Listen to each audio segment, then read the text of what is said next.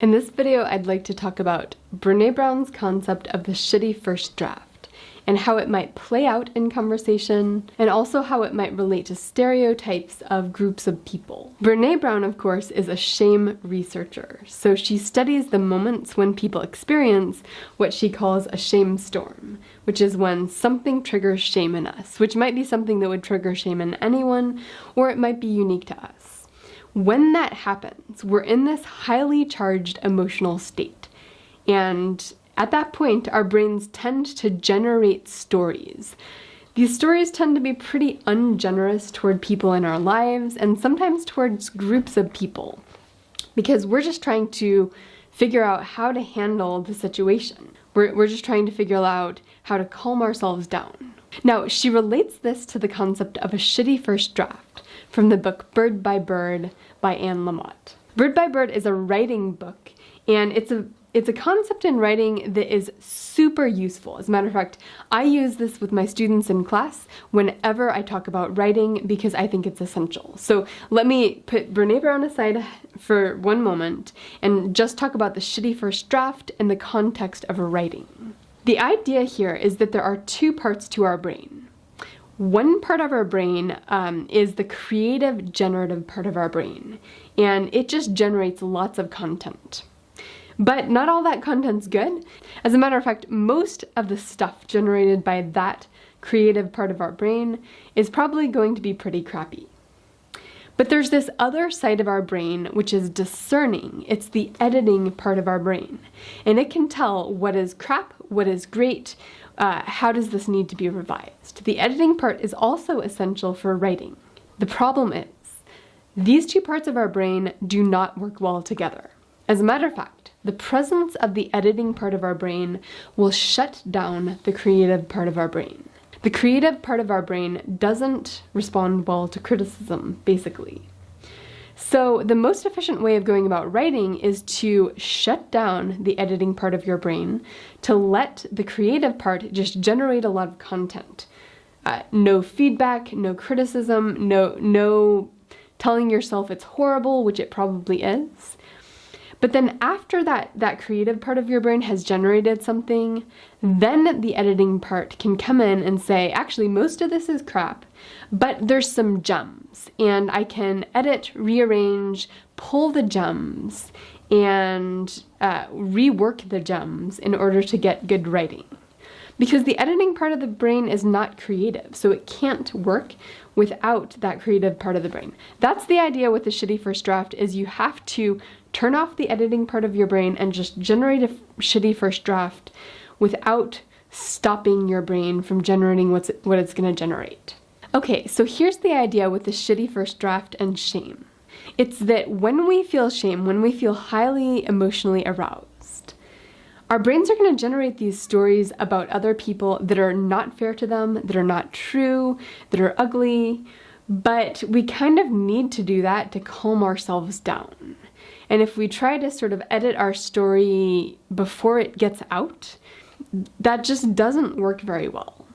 So the key here is to let our brains generate the story about people in our lives, about groups, when we're in a highly emotional state. And then after we've calmed down, then we intentionally go back and re-edit the story.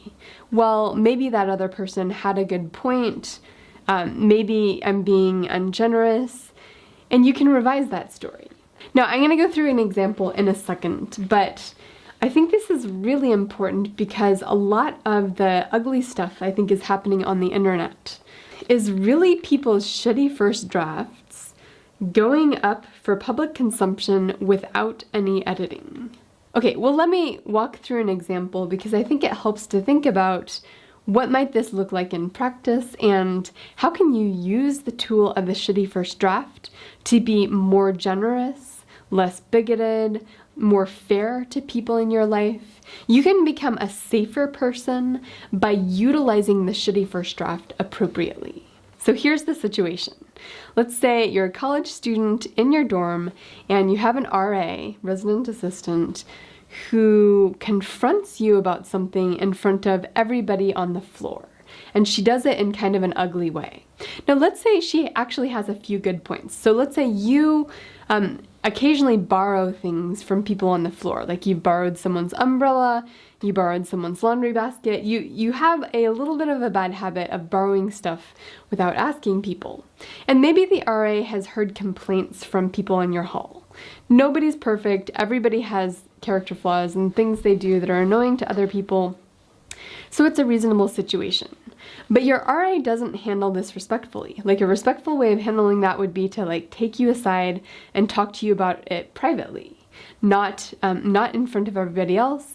And let's say this RA goes on and on and on. Like all you needed was one reminder not to do that and you would have stopped. But instead she's like, you're treating everybody like you're using them, and you're treating this space like it's your parents' house. You're not respecting other people. She just goes on and on and on in front of the other people. So that was not good of her. This obviously might be a shame-inducing scenario.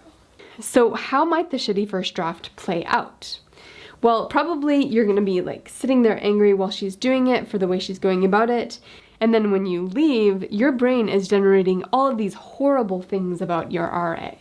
She's such a mean person. She doesn't deserve this responsibility. She thinks she's a leader, but nobody trusts her leadership. You're like scouring your brain for anything negative anyone has ever said about this person, and you're blowing those up. Everybody hates her. Now, the other thing that worries me a little bit in terms of shitty first drafts is oftentimes these are not just aimed at the person who is inducing the shame. Oftentimes it will also be aimed at groups of people they belong to. So let's say this RA is a Catholic. She's a health guru or a health nut. Let's say she's a student athlete and she's from the Midwest. So these are just 4 things about her.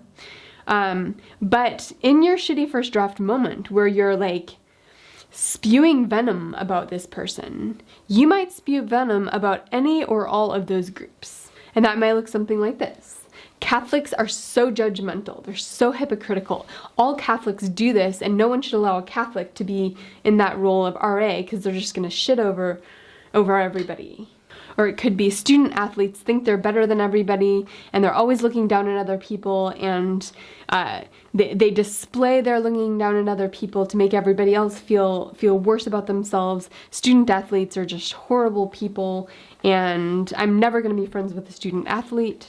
Or it could be health nuts are just so controlling over everything in their lives and over all the people in their lives, and they're always trying to change other people, and blah, blah, blah, blah, blah. Like, you can imagine any of these groups of people, if they're associated with that one person who is shame-inducing to you, like all of the negative stereotypes that you associate with any of those groups, you might bring those up and sort of reinforce your perception of how true those negative stereotypes are. That's the shitty first draft. And the first conversation you have after the RA does this, let's say it's with a really close friend, a lot of that shitty first draft might come out of your mouth because that's just how you handle emotions. It's how you handle shame. It's how you calm yourself down.